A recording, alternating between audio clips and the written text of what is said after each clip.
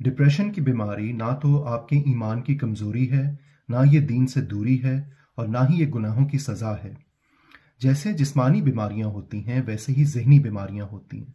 जिस तरह बाकी ऑर्गन्स इंसान के जिस्म में पाए जाते हैं, जैसे दिल, गुर्दे, जिगर, उसी तरह दिमाग भी इंसान की बॉडी का हिस्सा है। इसमें वही ब्लड सर्कुलेट करता है जो आपके दिल में, हार्ट में करता है। जो डिप्रेशन की बीमारी है, इसकी वजह एंडोजेनस भी हो सकती है, जेनेटिक, केमिकल्स का उतार चढ़ाव या कोई जिस्मानी वजूहात।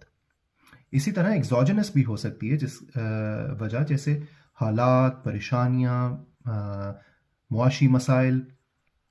डिप्रेशन का इलाज एंटी डिप्रेसेंट्स, दवाइयों के ज़रिए या काउंसलिंग थेरेपी के ज़रिए किया जाता है। लेकिन एक स्टेज आती है डिप्रेशन में जिसको सिवियर डिप्रेशन कहते हैं या साइकोटिक डिप्रेशन कहते हैं, जहाँ पे इंसान शदीद मायूसी, उदासी